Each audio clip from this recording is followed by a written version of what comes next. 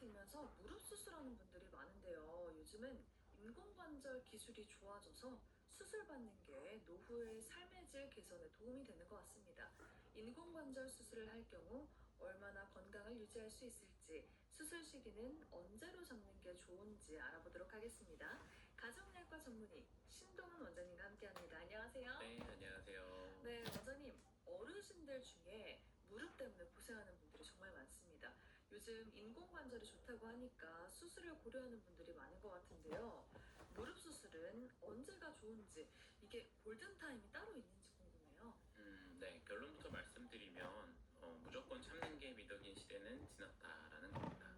네. 많은 분들이 인공관절 수술을 인생의 마지막 선택지라고 생각하시는데 또 너무 늦게 하시면은 수술을 하고 싶어도 못하는 상황이 생깁니다. 그래요? 왜냐하면 이제 주변 근육이 약화되는데, 그러니까 무릎이 아파서 안 걷다 보면 허벅지 근육이 다 빠져버리고, 그럼 새 수술로 새 관절을 끼워 넣어도 지탱해 줄 힘이 없어서 회복이 안 되거든요. 그러니까 엔진은 새 걸로 갈았는데 차체가 부식되어 있는 격이죠. 네네. 그리고 또 다른 이유는 뼈의 변형입니다. 연골이 다 다른 상태로 계속 버티면 뼈끼리 부딪히면서 뼈 자체가 깎이고 다리가 O자형으로 심하게 휩니다. 네. 이러면 수술 난이도가 급격하게 올라가고 결과도 좋지 않거든요. 무엇보다 통증 때문에 바깥 활동을 안 하시면 이제 우울증이나 인지 기능 저하까지 올 수 있기 때문에 삶의 질 측면에서 적절한 때를 잡는 것이 무엇보다 중요합니다. 그렇군요.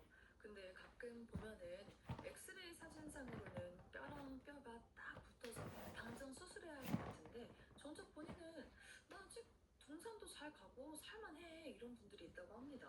네. 수술을 결정하는 게 이런 사진을 보고 하는 건지 아니면 환자의 통증을 보고 결정을 하는지 궁금해요. 네, 좋은 질문 같습니다. 의학적으로 퇴행성 관절염 4단계라고 해도 수술의 최종 결정은 환자의 통증과 일상입니다. 그렇군요. 네, 엑스레이 사진은 참고 자료일 뿐이죠. 사람마다 통증을 느끼는 역치가 다르기 때문인데요. 어떤 분은 연골이 조금만 달아도 암착을 펼치고 어떤 분은 거의 없는데도 잘 모르세요. 그래서 저희가 수술을 권하는 명확한 기준은 약물 치료나 물리치료 등 보존적 요법을 6개월 이상 충분히 했는데도 통증 때문에 일상적인 보행이 힘들고 혹은 이제 밤에 통증 때문에 잠에서 깰 정도, 요거를 기준으로 삼고요. 네. 사진이 아무리 나빠도 이제 본인이 일상생활에 큰 불편이 없다면은 수술을 서두를 필요는 없습니다. 근데 반대로 사진상 어느 정도 남아 있어도 환자가 고통스러워서 일상이 무너지고 있다면은 수술적 치료를 적극적으로 고려하셔야 됩니다. 네, 나이도 또 고민인 것 같은데요. 50대 분들은 너무 일찍 수술을 하면 나중에 재수술을 해야 한다라고 겁내시고요. 또 80대 분들은요, 이 나이에 수술을 받다가 잘못되면 어쩌지라고 걱정을 하신다고 하는데, 이 나이에 따라서 이런 고민을 어떻게 결정하는 게 좋을까요? 네. 과거에는 인공관절 수명이 한 10년, 15년 정도였기 때문에 네. 65세 이후에 수술하는 것을 권장드렸는데요. 왜냐하면 너무 일찍 하면 70대 다 재수술을 하고 그러니까요. 하지만 현재는 이제 소재와 기술이 비약적으로 발전을 해서 인공관절 수명이 25년에서 30년 이 정도가 늘어났습니다. 그러니까 50대 후반이라도 관절 파괴가 심해서 사회생활이 불가능하다면은 재수술을 감수하고서라도 수술을 하는 추세입니다. 네. 젊을 때 잘 걷고 경제 활동을 하는 게 더 가치가 크기 때문이죠. 반대로 이제 80대 이상의 고령 환자분들은 나이 그 자체보다는 이제 기저질환이 중요한데요.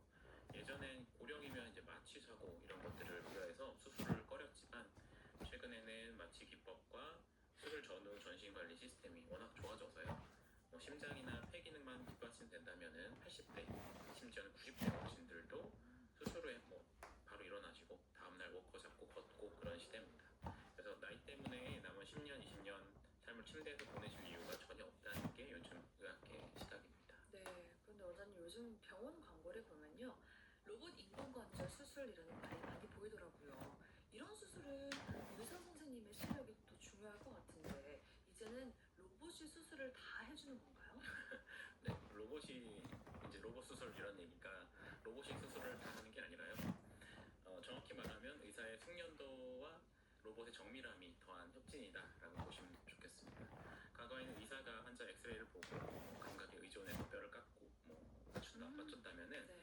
로봇 수술은 이제 수술 전에 CT 촬영 데이터를 기반으로 환자의 무릎을 3D 영상으로 만들어서 가상 공간에서 뼈를 어느 각도로 몇 밀리로 깎을지 미리 시뮬레이션을 하는 거죠. 네. 그래서 그리고 또 수술 중에도 이게 도와주는데 로우팔이 이제 설정된 범위를 0.5mm도 벗어나지 않거든요. 그래서 의사가 조금이라도 이제 어긋나려 한다면은 로우팔이 자동으로 멈추는 뭐 세이프가 들리는 이런 것도 있고요. 그래서 덕분에 이제 인대나 신경 손상을 최소화할 수가 있습니다. 그래서 피가 적게 나고 주변 조직을 또 덜 건드리니까 당연히 수술 후 통증도 줄고 회복 속도가 비약적으로 빨라지는 효과도 있습니다. 그러게요. 그 사람마다 이 무릎 챙김새도 천차만별일 텐데 예전에는 그 SML 사이즈처럼 정해진 기성품을 썼다고 하더라고요.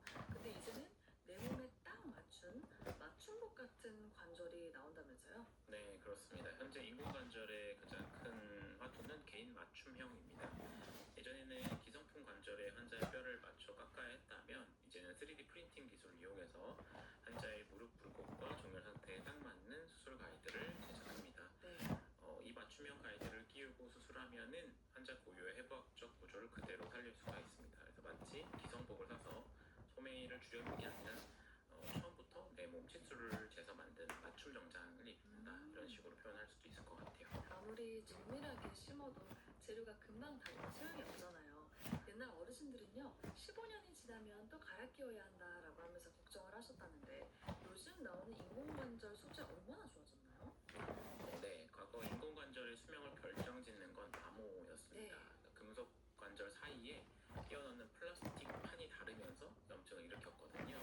하지만 최근에는 고가교 폴리에틸렌이나 특수 세라믹 소재가 도입되면서 내구성이 비약적으로 높아졌습니다. 실험 데이터상으로는 이제 30년 이상 사용해도 마모율이 낮다라고 나오고 있고요. 또 인체 거부 반응도 거의 없는 이제 티타늄 합금이나 지르코늄 소재 이런 것도 사용해서 뼈와 관절이 훨씬 단단하게 결합됩니다.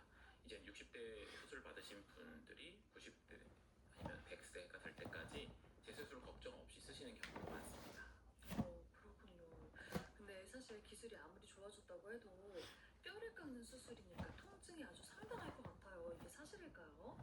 네, 과거에는 솔직히 말씀드리면 통증이 상당했던 수술이 맞습니다. 하지만 현재는 통증 제로를 목표로 하는 다각도 통증 조절 시스템이 갖춰져 있거든요. 예전에는 수술이 끝나고 통증이 시작되면 진통제를 드리는 시기였지만 요즘은 수술 전부터 선제적 진통요법을 씁니다. 통증 신호가 뇌에 전달되기 전에 미리 차단하는 거죠. 수술 부위에 직접 통증 완화 약물을 주입하는 관절 주입 다제 약물 주입술이라든지 통증을 느낀 신경만 선택적으로 차단하는 대퇴신경 차단술 등을 병행하기도 하고요. 여기에다가 이제 환자가 스스로 버튼을 눌러서 조절하는 무통주사라고 있는데 그런 것까지 더해지면 환자분들이 깨어나서 하신 첫 마디가 보통 별로 안 아프네 입니다. 뼈를 깎는 통증보다는 이제는 수술 부위가 붓고 뻐근한 정도의 불편함으로 변했다고 보시면 되겠습니다. 네. 통증도 이렇게 잡았는데 재활은 어떻습니까? 재활도 아주 힘들 것 같거든요. 네, 사실 인공관절 수술의 성공은 수술실이 아니라 재활실에서 완성이 된다는 말도 있는데요. 네. 우리 몸은 상처가 나면 스스로 치유하면서 주변 조직을 수축하게 만드는데 네. 이걸 유착 현상이라고 합니다. 그러니까 수술 직후 아프다고 가만히 누워만 있으면 무릎 관절 주위에 인대나 근육이 딱딱하게 굳어버려요. 나중엔 억지로 꺾으려 해도 꺾이지 않는 강직 상태가 됩니다. 그래서 수술 다음 날부터 바로 까치발 들고 걷기 연습 아니면 무릎을 굽히는 CPM이라는 기구가 있는데 그걸로 훈련을 해야 됩니다. 처음엔 좀 뻐근하고 힘들 수 있지만 이 시기를 놓치면 평생 절뚝이거나 계단을 못 오를 수도 있으니까요. 네. 수술 후 새 관절을 넣었다면 이제 그 관절을 내 몸 일부로 길들이는 과정이 바로 재활입니다. 환자의 의지가 가장 중요한 곳이죠. 네. 양쪽 무릎이 다 안 좋은 어르신들은 이것도 좀 고민될 것 같아요. 한 번 아프고 말란다 하면서 양쪽을 같이 수술하는 분들도 있고요. 아니면 무서우니까 한쪽씩 하겠다는 분도 있는데 의학적으로는 어떤 게 더 권장이 되나요? 네, 이건 환자의 연령과 전신 건강 상태에 따라 결정이 됩니다. 비교적 젊고 심폐기능이 튼튼한 분들이라면 양쪽을 한 번에 하는 것이 유리할 수도 있습니다. 네. 마취를 한 번만 해도 되고요. 제한 기간을 단축할 수도 있고 그렇죠. 양쪽 다리 길이가 딱 맞게 정렬된다는 장점이 있습니다. 무엇보다 한쪽만 하면 안 한쪽 다리에 체중이 많이 실려서 통증이 심해지는데 양쪽을 같이 하면 균형 잡힌 재활도 가능합니다. 네. 이제 반대로 80세 이상의 고령이거나 심장질환, 당뇨가 있으신 분들은 한쪽씩 간격을 두고 하는 걸 또 권하기도 합니다. 양쪽을 동시에 하면 몸에 가해지는 스트레스와 출혈량이 2배가 되니까요.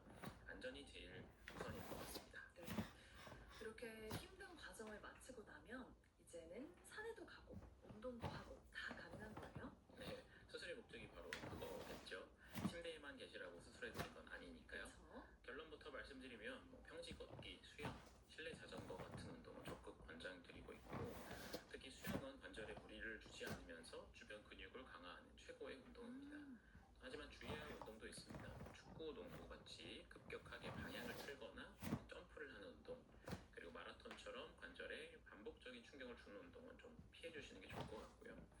인공관절이 아무리 튼튼해도 결국 소모품입니다.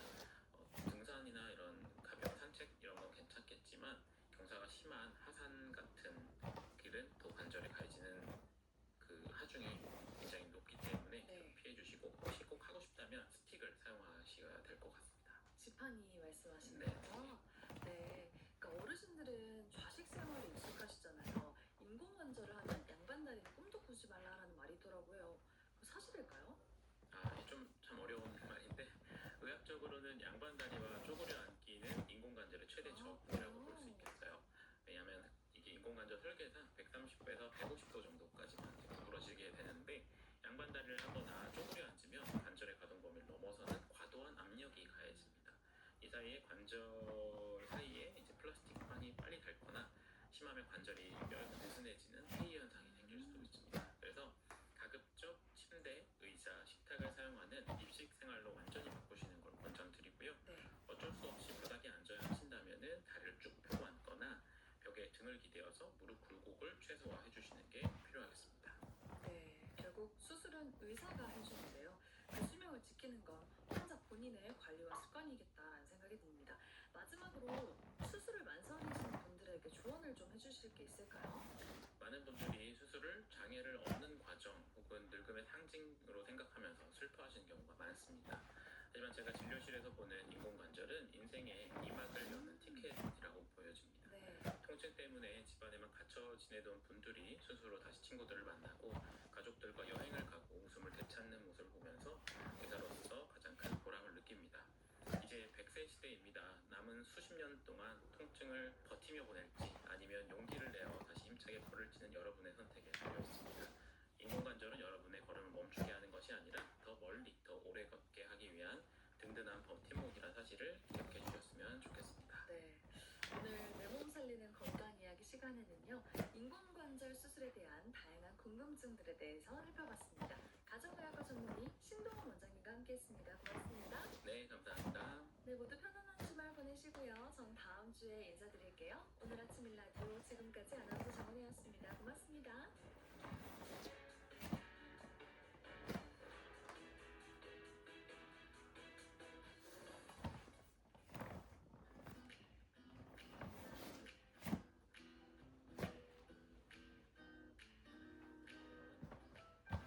안녕하세요. 바른말, 고운말입니다. 인간사 세우지마라는 말이 있습니다. 인생의 길흉화복은 변화가 많아 예측하기가 어렵다는 말이죠. 겉으로 보기에는 좋은 일인 것 같지만 결국은 나쁜 결과를 초래하기도 하고, 반대로 겉으로 보기에는 안 좋은 일인 것 같지만 오히려 좋은 결과가 생길 때도 있는 것입니다. 우리가 살아가면서 어떤 사건 때문에 또는 어떤 시기에 많은 변화를 하게 될 때가 있습니다. 이 경우에 계기라든가 전기라는 말을 하는데 이 두 표현에는 차이가 있습니다. 계기는 어떤 일이 일어나거나 변화하도록 만드는 결정적인 원인이나 기회를 말합니다. 예를 들어 지금으로부터 40년 전만 해도 세계 속에서 한국이란 이름이 잘 알려지지 않았었습니다. 그런데 88 서울올림픽이 열린 후부터 한국은 세계에 많이 알려지게 됐죠. 이 같은 경우에 88 서울올림픽을 계기로 한국이 세계에 잘 알려지게 되었다라고 말할 수 있습니다. 반면에 전기는 전환점이 되는 기회나 시기를 말합니다. 예를 들어 그 사건이 그에게 하나의 전기가 된 것은 사실이다 같이 말할 수 있는데요. 특정 사건이 그 사람에게 전환점이 되는 기회가 됐다는 뜻입니다. 다시 말해 계기는 어떤 결정적인 원인이나 기회를 뜻하는 것으로 원인에 중점을 두고 있고, 전기는 전환점이 되는 기회나 시기를 뜻하는 것으로 시기에 중점을 두는 말입니다. 지금까지 바른말 고운말 아나운서 국혜정이었습니다.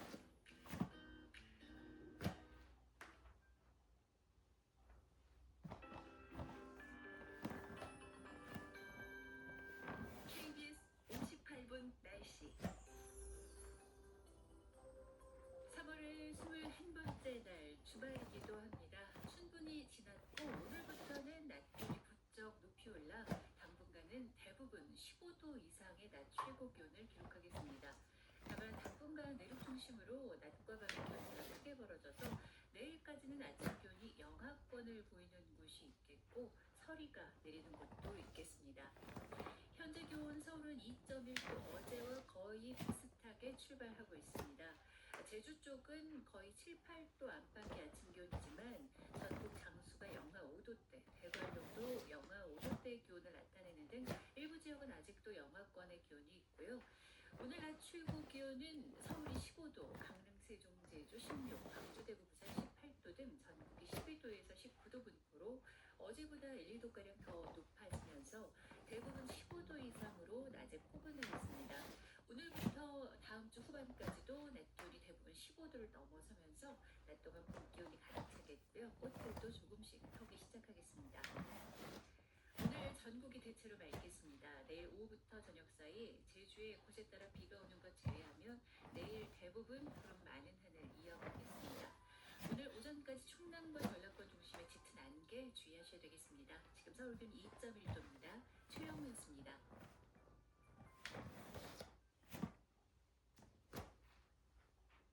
정성을 다하는 국민의 방송 KBS가 7시를 알려드립니다.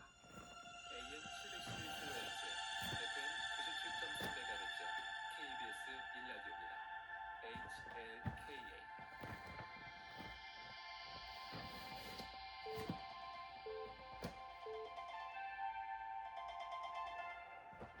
KBS 제1라디오 7시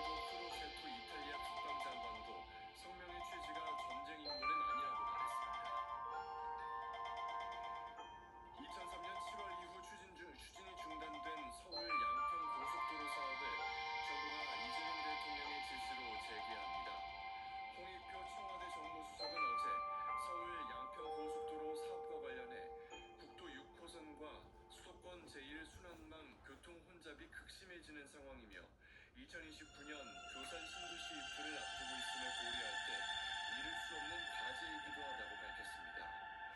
홍 수석은 이에 이재명 정부는 지역 주민들의 불편을 해소하기 위해 서울 양평 고속도로 사업을 재개하기로 결정했다고 설명했습니다.